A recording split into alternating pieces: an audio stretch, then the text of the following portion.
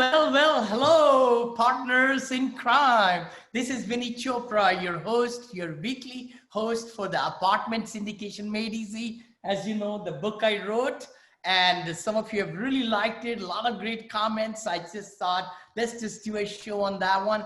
Then also my new book just came out, guys. Hey, I hope you have picked up a copy just last week. That's Positivity Brings Profitability. And, this mind is about this body or mind and soul or whatever I can say.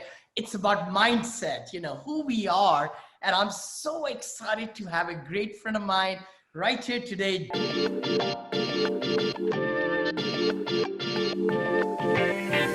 And I'm so excited to have a great friend of mine right here today, Jeffrey Holst. We're going to be digging into his mind and how he's been so successful and how the things have really turned in the last 10 years or so, or, what hardships he's gone through. Because in life, we don't just, it's not a smooth sailing. And a lot of people ask me that, Vinney, you smile a lot, always, right? But you know what? We get depressed also, we all do. And we need to be realistic about it. Let me introduce you to Jeffrey. Hi, Jeffrey, how are you, brother? Hi, Vinney, I'm doing well, thank you. Oh, wonderful. Thank you again for taking the time to be on my show. And, we are just kind of saying this show as a suggestion, how I became financially free after hitting rock bottom. Yeah. Rock bottom. So everybody who's listening to us, grab your pen or pencil and, write down some good things which can really make a big difference at the end of the show that can really help you and, get it out of the situation that you might be in or you have seen yourself. Love to kind of introduce Jeff. Jeff is a recovering attorney, a full-time real estate investor with more than 250 residential units and several commercial properties. He's co-host of the Old Fashioned Real Estate Show, amazing show with Jeffrey and Jillian, Sidoti, my good friend, both of them.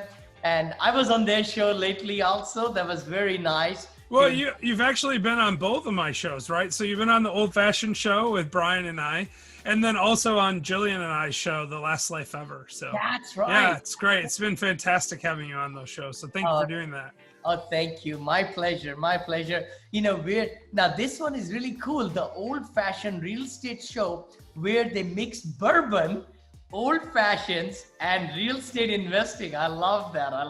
I know you kind of recorded during the day. Yeah. You have too many it gives us an excuse to drink during the day. So, we'll get you on again sometime when we're in the same room, and then we can drink together. That'd be amazing. That'll be terrific. I would love that. And of course, they mix bourbon, old fashions, and real estate investing. In February of this year, Jeff climbed Mount Kilimanjaro. Yeah, the highest mountain in Africa. Yeah. In Africa. Oh. Yeah. So February, it took 8 days to climb it, actually. Wow. Yeah, 19,000 feet. So. Oh my gosh, 19,000. I know Mount Everest. I come from India. Yeah. That's the biggest, probably. Well, that one's about 10,000 feet higher than I am. Yeah. But this is a big feat in itself. Yeah. Kilimanjaro right there, and stood at the highest point in Africa. Love it. He's also the co-host and founder of the Last Life Ever podcast with Jillian, and is passionate about helping people live the best possible version of their last life ever. Welcome to the show, Jeff, buddy. I just want to ask you, tell us more about where you grew up and your humble beginnings and how you got into law, and then how these hardships, like you hit the rock bottom, how mindset has taken you to the newest heights of success. Yeah, so the short version of my life is I grew up, middle class. My dad was a lawyer. So we had more opportunity than a lot of people. I'm very blessed from that. My parents divorced though when I was in high school. And I kind of was sad about that, like you would be. And when I was 17, I don't know if I was clinically depressed, but I wasn't happy, right? Mm-hmm. And one day I just decided I didn't want to have bad days anymore. And since then, 25 years now, a quarter century, I've never had a bad day. I always just tell myself every day when I first started out, today's a good day. Even if I didn't believe it, I just said it out loud. And I just kept doing that. And after a while, I remember one time I walked into a 7-Eleven and the guy behind the counter said, "How you doing today?" And without thinking about it, it just sort of came out of me. I said, "I never have bad days." And then I realized I really didn't have bad days, and I haven't had one since. So that was in the summer of, well, it was 25 years ago. So it was when I was 17. So whatever year that was, I guess 95 or 96, somewhere around there. Wow. Hold on. So some people listening to us might say that, oh my gosh, you just made up your mind. You committed to not having a bad day. So how did, change you? How did you really react to the bad days at that time? Yeah, so it didn't happen immediately. I mean, the first day I said, today's a good day. Today's a good day over and over again. Still didn't have a great day. I still had bad stuff happen to me, like we do. We all have good and bad stuff happen to us every day, every week, every year. This year, I think a lot of people are having a lot of struggles. And it would have been a lot harder. I have a friend who's a recovering alcoholic, and she told me about coronavirus. She said, if this had happened my first 6 months of sobriety, I probably would be back to drinking. But, you build a muscle. She's a big part of her identity is that she's a former drinker. And so after 8-9 years of not drinking, coronavirus wasn't going to push her back to drinking. Yeah. And that's kind of how it is with bad days. If something bad happens to you the first day when you try to give it up, it's not necessarily going to just go away. But after a while, it's kind of like when you get a new car and all of a sudden everyone seems to be driving that car. You train your brain to look for that car. Well, you just train your brain to look for the positive stuff in your life instead of the negative. And you just start spotting more and more. I'd get in my car would start and I'd say, "Hey, my car works. It's a great day," And then if my car didn't start, my mind would have said, "I'm so glad mechanics exist, so someone can fix my car." It's just about finding the positivity in whatever it is that you're doing. And listen, a lot of people say, well, that's easy for you to say. You grew up middle class, you're an attorney, you've had all this great stuff happen, you've had a lot of blessings, and I certainly have. But it hasn't been all easy either. When I was practicing law, 2008, I was diagnosed with leukemia. And I was right after I started practicing law. I was a bankruptcy attorney. I was in my second year of practicing bankruptcy law.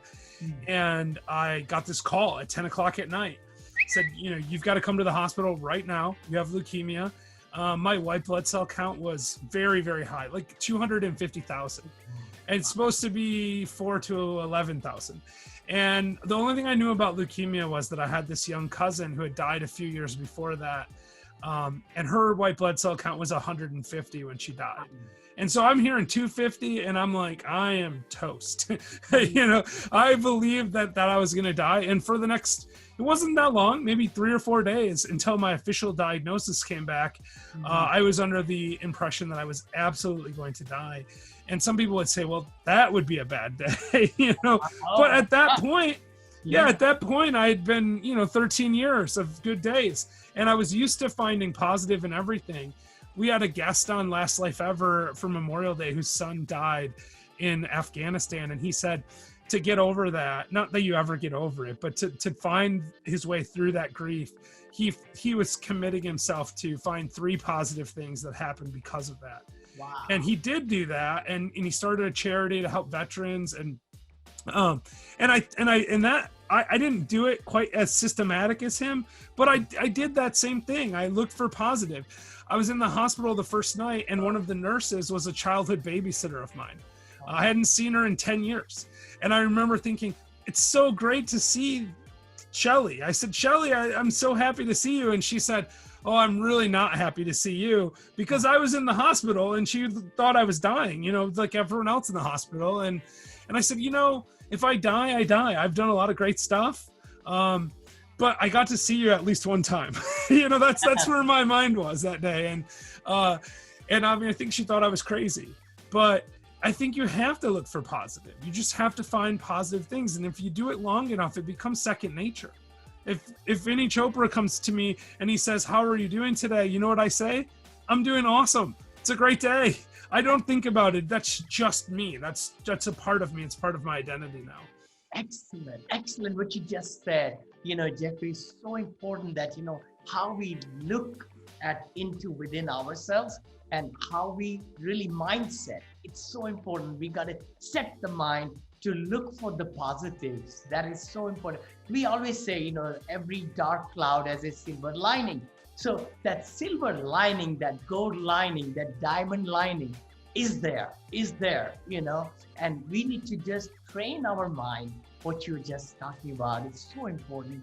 And, again, a lot of people ask me also, Vinney, oh, you're so positive, and you smile and this and that. But it took time. It took effort. Just like you were saying, when you made up that mind 25 years back, not to have a bad day, I hope the audience will look up to, and watch us and say, you know what, I am done with the bad days. Oh, I hope so too.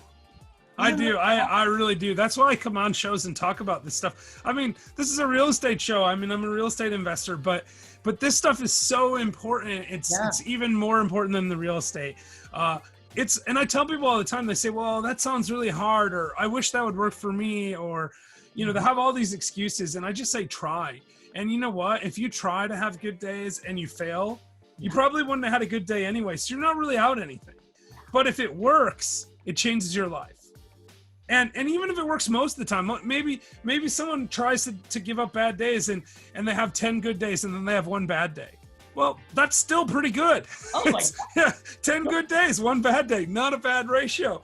Most people have more bad days than good days. That's what I see in the world. But there are people like me, there are people like you that really, I mean, I'm not going to speak for you.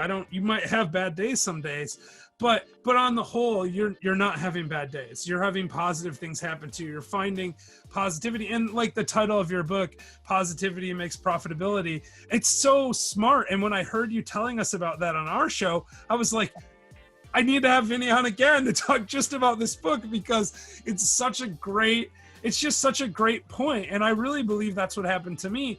And you know what?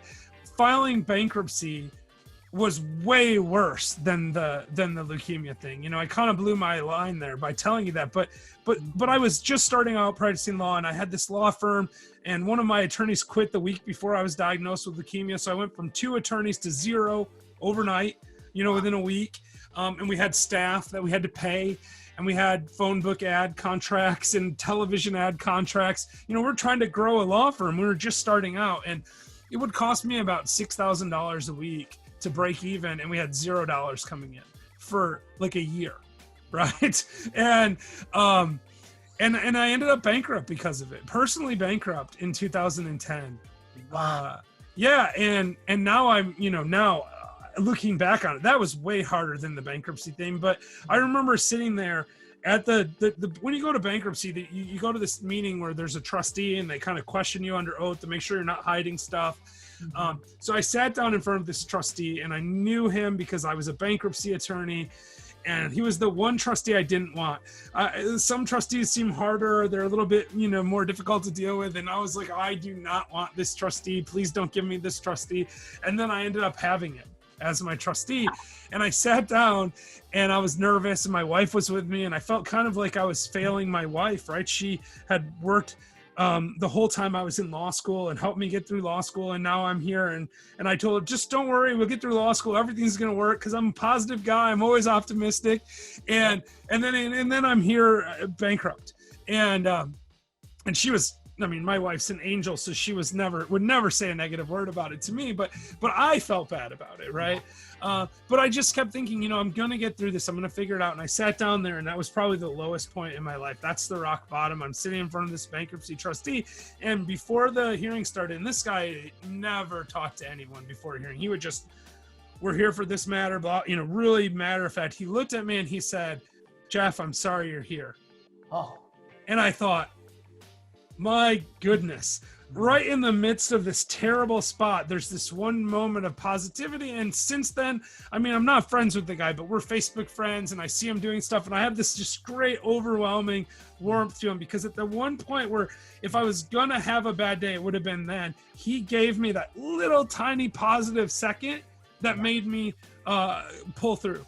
you know, that was the hardest point. And then and like I said before, if my car didn't start, I'd think of a mechanic. But when you're at the very bottom, you know, you've got cancer, you think you might die, you're bankrupt, you don't have any money, you don't have any assets. Actually, I had a negative net worth because my student loans didn't go away and I had my law school debt still. So I'm $100,000 in debt. I have terrible credit. I can't get out of that debt. I have more debt besides that I'm getting out of, but I've got this huge pile of debt, and I'm gonna quit practicing law because I'm just like, I can't do it. I don't want to go in front of bankruptcy trustees anymore because I just admitted I'm bankrupt. And I took a job making $600 a week. Wow. I moved across country to Chattanooga, Tennessee. I was living in Michigan at the time. I'm in Chattanooga still. It's been a great move. But from that like tiny seed of, you know, I'm sorry to hear you here, I was able to have a good day that day, and it's just been all uphill since then. You know, I've never gone back down there. I stayed positive. I started getting a few bonuses here and there, and I was able to save up a little money. I bought a condo with a friend of mine. This is 2011, so stuff was really cheap. We bought it for cash. It was $30,000, and I had saved up $20,000, and I put $17,500 into this new company we formed. So I had all my money. I have no credit. I put all my money in. My wife said to me, if this doesn't work out, we're never investing in real estate again, because it was everything we had. It was literally, we couldn't even go bankrupt again, because you can't do it. Once you go bankrupt, you can't do it for another 7 or 8 years. Yeah. Wow. So we're in this terrible spot where, like, if it didn't work, it'd be really bad. We still own that condo, and we paid $30,000 for it. When we bought it, it was a bank-owned foreclosure.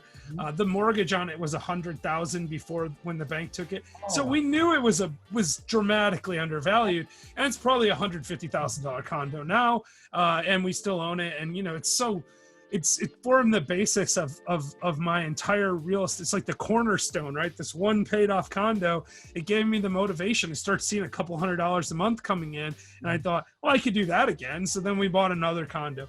Then we didn't have any money left. So we did some private money stuff, and we bought a duplex with private money. And then we had to do some flipping to make some more money so that we could buy more stuff. And we just kept doing that. And in 2017, the company I worked for, so this is 6 years later, the company I worked for decided to sell to a bigger company, and I was out of my job. Wow. And a lot of people would think, man, that's terrible, right? Wow. And I thought, this is amazing, because now I don't have to work and I can focus on real estate all the time. And I've never gone back. So now all I do is real estate and, you know, come on a show here or there, right? And it's so great. And that's when I started doing multifamily. And listen, I made 2 mistakes in my life as far as real estate investing goes. The first one, I didn't start soon enough. I should have started when I was 19 and started thinking about it. Because if I had, I may never have gone bankrupt. I would have had real estate and other assets to pay me when I couldn't run my law firm. And then the second biggest mistake I had is I waited way too long to get into multifamily. I mean, the multifamily thing is just, there's so much, it's just so great. If you do it right, I mean, obviously there's more risk. I mean, you have to know what you're doing, and you got to make sure you get training and understand the risks, but the upside is enormous. That inverse relationship between cap rates and NOI, unbelievable. Forced appreciation. It's like someone just wants to give you money. That's how I think of it. It's almost that easy. And your book, Apartment Syndication Made Easy, it had a huge impact on me. I love that book. I haven't read your next one yet, but I've got it on my actually it's on my kitchen table right now. I'm going to read it soon. It's only been out a week though, so you have to give me some credit on that. I appreciate you, Jeffrey. Yeah, you know, thank you so much. You know, again, my life changed. I was a motivational speaker, engineer, as many of you know, but it changed my life when I decided 14 years back to get into multifamily. It just made sense, you know, to have 20 different homes all over the country or whatever, and having 20 residents in one roof, under 2 roofs or whatever, right? And it just makes sense, because even with the bad of the worst times, people are going to need head over, you know, ceiling, you know, you need to live somewhere. They need to live somewhere, and we can really be bringing value to all the different classes, right? You know, D, C, B, A. I don't really invest in A. It's very expensive, of course, but the C's and B's are amazing. But then the other thing which really helped me a lot was the world of syndication. I thought, okay, you know what? I have a little bit money, but if I can pool money together from my friends and investors, and Sure. do it legally, SEC world and everything, then it may give me to scale up, right? Oh So, yeah, that's been the smartest thing that's another thing we could have probably started sooner. But I'm a big fan of making sure that before you take investor money, you know what you're doing. So, we had this 5-6 years of doing single family stuff. We had about 100 single families, and Right. that's a hard thing to manage, 100 single families. And since 2017, we've been pretty much exclusively in multifamily. The first deal we bought was a 12 unit. It was a little bit harder than buying a single family house, but it wasn't 12 times as hard. Yeah. And then the 19 unit was about the same hard as the 12, and then the 32 about the same as the 12. So you started to see that scalability. And once we had about 100 units of multifamily, then we were like, you know what, we understand this well enough that we can start taking small capital raises, and that's when we got into syndication. And it's been amazing. To be honest, there are some syndicators I question what they're doing, but there are a lot of good people doing this kind of work, and it's a great way for people, investors, to get involved. If they don't want to be like Jeff Holst, they don't want to be like Vinney Chopra, they don't want to go out and find deals. They just want to find some capital to put into someone else's deal. It can be really great for them. It's a true win-win thing, and I'm all about helping people live a better life. And that's what it does. It helps them live a better life. So true. What you're just saying, Jeffrey. I really believe that our mission statement of our company, Monil brand, is, of course, the residents are gold, right at the apartment complex, our communities, we call them. Never a tenant, but a resident. I love that. Then investors are gold because they are the ones, they are great professional people. They have made good money in retirement or cash and savings, and they would love to invest so that they could actually get the equity gain. We call it the back end and everything, not a debt partner, but equity partner. And then our team members are gold. I really believe in that. They are the ones who are representing us at all the communities we are vertically, managing and everything. And then our, vendors are gold. I mean, thousands of vendors, their families get great, work and monies and all that. And then comes our family, our lifestyle of the partners and all. So it's a win-win-win-win situation like this. Yeah, it's so good for everyone. And if you're a responsible apartment complex owner, you're providing a good quality product for people that don't have somewhere else to live. You're giving them a safe and secure place at a reasonable price, and it's really good for them. I always think, we're at, like I think you said, about 250 units, and that's 250 families that are giving my my life. They're basically donating to me a part of their revenue, and in exchange for that, I'm making sure that they have a better life too. I get a better life, but they need to get a better life also, because otherwise they're just going to leave. This is why you said the different classes of properties. I also don't invest in A class, except for in very limited circumstances, because it's kind of expensive. And I don't do D class because it's hard. The D class stuff is very difficult to provide good quality, safe, secure housing for people. But the B and C class stuff it's very, very, there are some bad operators and there are some good operators. And if you're a good operator, you can really do well in that, and you can really provide for those families an opportunity to live in a safe and secure environment. So true, so true. And Jeff, I'm sure any of your communities, when people go there, we got to be able to have a good business plan and to be able to have those dollars raised so that we can bring more value to the residents. Make their life so respectful and so good so that they feel like telling other people, hey, come to this community, right? Waiting lists are gold. You talked about all the residents being gold and stuff, but if you have a waiting list, and we do at several of our properties now have people that are just like, I want to move there. It's such a great opportunity for you, because you're doing something right when people are pretty much begging to get in the door. And of course, then you have quicker turnover time and less expenses, and better quality residents and longer tenures and stuff. And all that stuff adds to the net operating income, which of course raises the value of the property and gives you more opportunities to either to exit at a higher level for your investors or to refinance if it's your own property, or depending on the strategy, even in a syndication, sometimes that's part of the strategy. There's just so much opportunity, and it's so fun too. This is something I think, like, I could just sit back now and just not work. I think you probably could too, right? But I just love putting these deals together. It's so fun. You're helping people across the board, helping, like you said, your employees, contractors, vendors, the people that live there. It's such an amazing thing to be able to help so many people. It's very rewarding, very rewarding. I mean, Jeff, the big thing is when we send out those quarterly checks. Now we are starting to deposit in their accounts, right? And sending the newsletters and other things really makes you feel good. Hey, man, they gave us 100, 200, 400, and then we are giving them, the dividends or the cash checks. Yeah, and then of course the most exciting part is if you can give them all their money back plus a bunch on the end, and then they're ready to do the next deal with you, so they can still get their quarterly checks or whatever it is, and it's really great. I mean, we haven't exited any of our syndications. We've only done a few, but I see exit strategies all over the place, but I don't. The problem I'm finding right now is I don't know where to put the money. Like, I know we have small raises and we have only a few investors in most of them, and we talk to them and they say, no, don't sell unless you have something else for us to buy. And so we're being very careful right now about when to sell, even though the market is very strong.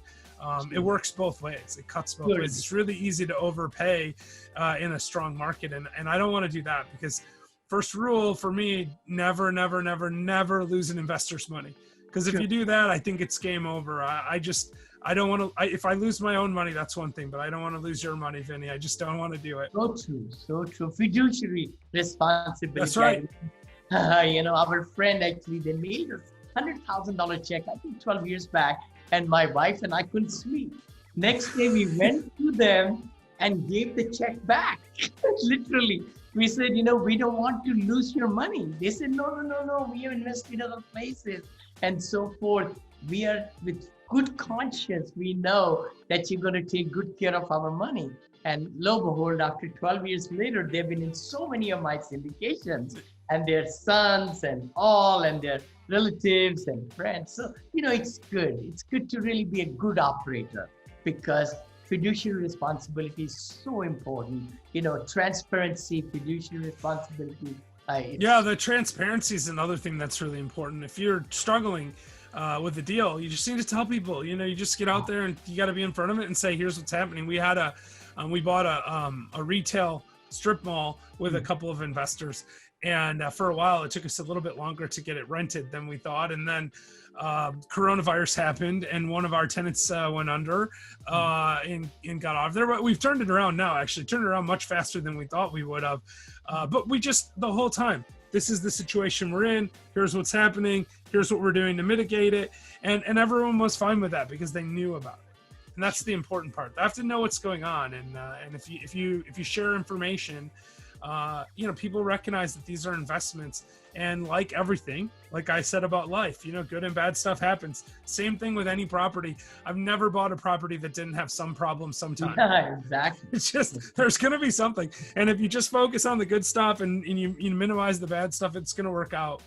Real estate it can be very forgiving as long as you stick to it and you keep your eye on the ball.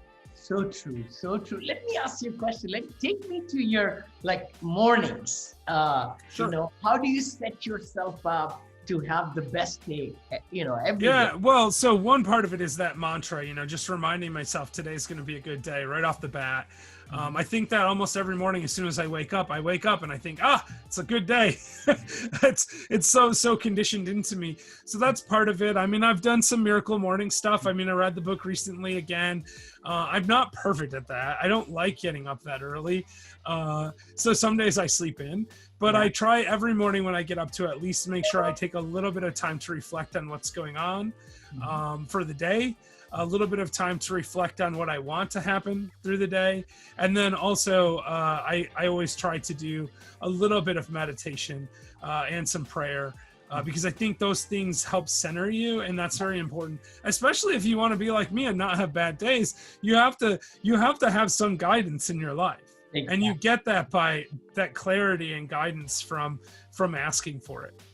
So true, so true. The gratitude, the focus, the true north, like we always have to, just to really make sure that are we centered, are we balanced, are we really focused on the positives for the day. There will be negatives coming, but then the chin up, style to take on, and then in every bad situation, find what's best. It's hard, like you said in the early part of the podcast, which is true. We have to really find ways to take the negatives out, because we have gotten all these neurosurgery, our whole brain is always looking for negative. Oh yeah, the whole world conditions us to look for negative, right? That's all that we see on the news. It's all that people talk about. People complain more than they express gratitude. It's just it's a natural thing of being a human, and we have to fight that constantly. So true, so very true. And it's concerted effort. It really is. Starting, it will be difficult. We are in the comfort zone most of the time, the way we think, the way we act, the way we behave. But that's what I was trying to write in the book also, how to really eradicate or get your negatives out, put a shield around us so that we have more space for the positivity. And slowly, when we are looking for that positive, like you did 25 years back, hold on. Yeah, no, you stole the idea from me. I'm going to blame you. No, but it's true. Once you work through that process and you build that shield that you're talking about, I think of it like going to the gym. If you go to the gym one day a week, you get a little benefit. If you go all the time, you get a lot of benefit. If you do all the time long enough, then you're really strong.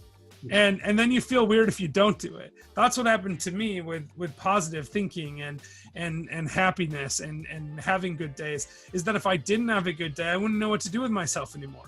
That's the part of me. That's what I do. I need to probably apply this to going to the gym every day. I'd be in better shape. We all do. There are certain goals that we are great at, and then certain, things, life comes on the way. But let me ask you a question then. If somebody is really negative, how can they swing the pendulum? Yeah, it's difficult. I've had these conversations. I have one friend in particular that's always been very negative, and it gets difficult to even be around people that are negative all the time, right? They start thinking, oh, I should have done this different. It's too late for me. My life's over, whatever. And when I always told him, and I still tell him when I talk to him, is everyone has good and bad happen. You have to just look for the positive, and you have to emulate yourself after people like Vinney Chopra, like Jeff Holst, right? Like, I don't mean to tell people that I'm perfect, because I'm not, but if you see one person that has leukemia and goes bankrupt and is a bankruptcy attorney, and they can have good days every day, then you can compare that and say, well, what's going on in my life that's worse than that? And maybe there are people that have worse things going on. I'm not claiming I've gone through everything, but I have a friend who lives in Tanzania. He's a safari guide. And these guys make about $15 or $20 a day when they're working, and they might work 5 or 7 days a month. Wow. So they're making a couple of $100s a month, and their costs are a little lower than ours. Yeah, that's true. But food and stuff is pretty uniform worldwide, how much it costs. So they're spending pretty much all their money just to feed their family. And then coronavirus happens, and now there's no tourism, and there's no money, and there's no social safety net. And I talked to him occasionally. It's hard to communicate even because, the internet connections aren't as good when you don't have money to pay for your cell phone bills and stuff, right? But I do talk to him occasionally, and he's still positive. And he says he's looking forward to the future, and he's thinking about when the tourism opens back up, all the opportunity that's going to be out there for him, because a lot of the tourism companies aren't going to be around anymore. And he's going, I've got this great opportunity coming and I need to take advantage of it. And if he can do that, right? And he's, you know, I mean, he may be more fortunate than other people in Tanzania because he raises chickens on the side, so he has food at least, right? But the point is, some of the happiest people I've ever met in my life were very poor. They had medical conditions. I always think about Stephen Hawking. I don't know Stephen Hawking. Obviously, he's deceased now, but this guy could only communicate by blowing into a straw, right? He is writing best-selling books on physics. Like, I mean, if that guy can live his life and enjoy it, then we should all be able to live our life and enjoy it. Like, he couldn't even move his fingers. Wow. You know, so I mean, and he might have been a negative person. I don't know. But for me, I try to find people that I think are doing interesting and great things with their life.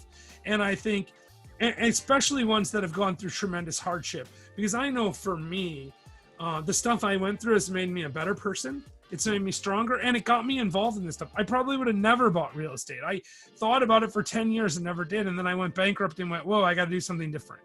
If I hadn't gone bankrupt, maybe I would still be an unhappy lawyer right now. I don't know, right? But I'm not, because of the stuff I went through. And you just got to embrace that and kind of accept that there's a plan for your life, and you only get so much control over it. You don't get to control every variable. You just don't. So right, what you just said. Oh my gosh, you know, I mean, Jeffrey, a lot of time people say, you know what, I didn't get this right. I didn't get this. I don't have this. I don't have that. We are focusing so many on the empties, which we should not dwell on that. We should look at what we do have, the half glass full and empty and all that. And, you know, something really happened. I'd love to share with the audience. Yeah, we just had August 15th as the Independence Day of India, you know, where I'm from. And I just saw somebody send me a video of a gentleman climbing the pole. I mean, this was, I think in America or in India, maybe it was like a river, and there was a fence and a pole. And I saw this young man climbing, and I did not see his legs. Hold on. He had no legs. And he was climbing the pole, and then at the end of the pole, he held the pole and got his body like this, and he was wearing the t-shirt of the flag of India. That's amazing, yeah. Oh my gosh, that was such an indelible impression. Look at this person who is so, I mean, what God gave him, right? I don't know how he cut his, you know, something happened to his legs, they were amputated or what happened, but he was climbing, and with his smile, he was just waving the flag of, you know, on Independence Day. He was telling me, hey, I'm independent, you know? Yeah, it's amazing. Amazing. Yeah, and that's the kind of story you have to look for. And if you look for those and you model yourself after people that are doing amazing things like that, then you're going to figure out a way to be positive. Because there's always someone that has it worse than you that's doing it right. You can find the person if you look for them. And, you know, that's actually the main motivation behind Jillian and I's show, is we want to showcase people that are, you know, dealing with different things and how they're dealing with it. That's why we loved having you on the show to talk about your general positive attitude. And you know, I'm sure most of your viewers and listeners already know, but I mean, you arrived in America with $7. And you didn't let it hold you back. You just went out and did what you needed to do to get to where you are now. And, you know, even when I was filing bankruptcy and had thousands of dollars in debt and no assets, I had more than $7 in my pocket. Wow. So, right. I mean, I never got to my last $7. Sure. No, I think, thank you so much. You know, I think the biggest thing, I hope all the people who are able to watch us or listen to us, please pass this along to somebody that you might have in your circle who's going through some tough time, that they might get some little bit inspiration, you know, from this podcast that we are recording today, you know, to really, because I think this world is we are here for such a little dot of time, I call it. 100 years in the big scheme of timeline is such a small dot. We should not take ourselves too seriously. We should give ourselves to everybody and take our life to a new level by being positive, by having the right mindset. What, 100% agree. You're exactly right. Jeffrey, tell us a little bit more, what I might not have covered. I really value your time. What else can we give to the world? Because I really believe in the more we give to the universe, the more comes back. You want to expand on that? Yeah. So no, that's actually the whole reason we started Last Life Ever. We've looked out at the world and said, there are people, like, I'm a real estate investor. I have a real estate show, because we talked about it. But not everyone wants to invest in real estate. And maybe not even all of your listeners are listening to listen to you about real estate. They don't necessarily want to do that. But everyone wants to live a good life. Yeah. Every person, I think, wants to live a good life. And if they don't, then they have other issues and they need some help too, right? But if you recognize that you want to have a good life, then you have to start thinking like, I have this one chance to get it right, just one time. And if I'm going to only have one shot at it, then I owe it to myself to do the best version of it I possibly can. And I don't think you just owe it to yourself, though. It's not selfish like that. You owe it to your family. If you have children or a wife or brothers or sisters or parents, you owe it to them to live the best version of your life. And then even if you didn't have family, you owe it to your community, because if you live a good version of your life, other people benefit because of that. And then if you lived on a mountain somewhere by yourself, like, you owe it to the world. So I always say, look, you owe it to yourself, your family, your community, and the world to live the best version of your life possible. And that is something you can only do if you continue to grow. You just have to keep learning, keep studying, keep being positive, and just embrace it. Like you said, don't take yourself too seriously. I hope that I'm around, 50, 60 years from now. If I am, great. But I do know this, 100 years from now, probably no one's going to remember me. Or if they do, it's a little tiny dot on the internet somewhere. And 200, 300, 500, 1,000 years from now, definitely no one's going to remember Jeff Holst. And so I have to live my life right now and not worry about way in the future. Everyone, I think, wants a legacy and all that. I get it. You want to leave something behind, but ultimately all that stuff's going to pass too. What really matters is what's going on in your life right now. And if you had bad stuff in the past, just don't worry about it. It's in the past. It can't affect you anymore. If you don't let it bother you, it doesn't affect you. And if you feel like you haven't accomplished enough, just think about people like Colonel Sanders, right? The KFC guy. 68 years old, he was broke, and he decides to start a chicken factory, and he starts making a chicken restaurant at 68, and he dies a multi-millionaire, and he gets to be famous and do all this really fun stuff. And I don't know about you, Vinney, but I think it'd be really cool to be known as the guy who makes chicken. It'd be kind of fun. I'd be on TV. It's like being Dave Thomas from Wendy's. If you get to be on commercials and people know you and you walk around signing autographs and stuff, it's fun. It's a good thing to do. And I bet those guys really love their life. And even though they might not have started right away, they didn't, it wasn't too late. They didn't give up. I always say, if you're still alive, you're still breathing, you can still live the best version of the rest of your life. I love that. What you just said is so true, because every day we get up, it's our birthday. Literally, I look at that way, what happened yesterday, what happened 30 seconds back, what happened half an hour back, we cannot change it. We cannot. So we need to live in the present. And if we take care of the present and live the best life ever in the present, the future will take care of itself. That's right. And the one thing that, I'm not, The Power of Now by Eckhart Tolle talks a lot about this, obviously. And it's a really interesting book, and people should definitely check that out. But the thing that I think is most powerful about what he says is, he says, nothing bad happens to you in the past, and nothing bad happens to you in the future. Nothing good happens to you in the past. Nothing good happens to you in the future. Everything that happens to you happens right now. Right? It might be in the past now, but it didn't happen to you in the past. It happened to you in that now, when you were living that moment.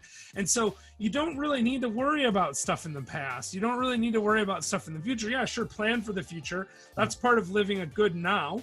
right? Because Yep. that's part of living the best version of today, the best version of this moment. And listen, I know for sure that's right now, talking to Vinney Chopra, that's the most important thing that's going on in my life right now. I know it is, because that's what's the only thing going on right now. And later I'll be doing something else, and I'll remember this and I'll say that was really fun, but I'll be more focused on whatever I'm doing right then. And if you do that, you're going to just enjoy everything. You just have to embrace it. Even the bad stuff, you look at it and go, it's not so bad. I'm just going through this, and later I'll do something else. that's it. And you just look for positive and recognize you just keep growing. Just keep growing until you're dead. So true. I mean, you just said the essence of life. I think bliss. People, I say, I want to be happy. I want to be happy someday, but it's in today's moment. What you just said a little while back is so true. When we are immersed into an activity, whether we are with the family, we are with the business people, we are in the meetings, or wherever we are, we need to totally consume ourselves in that moment so that we can do the best version of our acting, thinking, planning, whatever we want, right?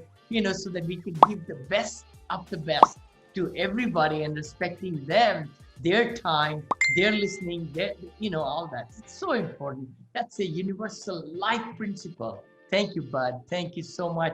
It's such a pleasure, man. I can have you for hours. I know, that went very fast. It did not seem, of course, we'll see if the listeners agree, but for me, I feel like I feel like we're just saying the same thing back and forth to each other because we're so much in agreement. And it's so great to meet someone who understands what I'm talking about, because a lot of people, they just don't get it. They have to hear it many, many times to understand. And so, yes, they should go read your book. I'm excited to do it even more than ever right now, and just get out there and be positive. Oh, thank you. Thank you so much, Jeff. I really want to thank you. And listeners, if you have not seen that or watched me, please go for it. It's The Positivity Brings Profitability. My other book, which I wrote last year, which became top seller. I couldn't believe it. International top seller, Apartment Syndication Made Easy. And if you do like, I know my team kind of gives me some things to read here. If you like what you have heard on today's episode and the benefits of owning and investing into real estate and the mindset, that's what friend Jeff Holst talked about. Jeff, how can people reach you, bud? So obviously the best place is to join our Facebook group, The Last Life Ever. So it's Last Life Ever / private group on Facebook. And we do our Last Life Ever podcast live in there. So when we bring people on, like Vinney Chopra, you can actually ask him questions in real time. But that's great. Otherwise, they can just go to my website, jeffreyholst.com.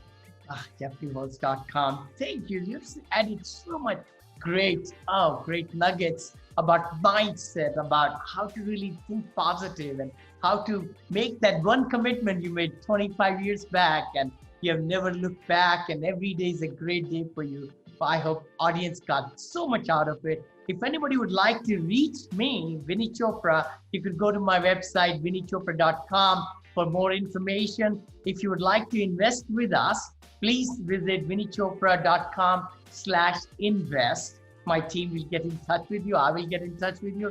Don't forget to like, subscribe, and comment and share this episode if you found value, and if you find and you think that someone else that you know may be able to learn from this episode, please share it and give us a 5-star review if you think that we have done a good job. Jeff, thank you so much, brother. It's such a pleasure. I look forward to seeing you in Chattanooga someday. I really would love to have the bourbon together. It'll be fantastic. We'll make it happen sometime. Thanks so much for having me on. We will. God bless you, and you take care, brother. Take care. Bye-bye.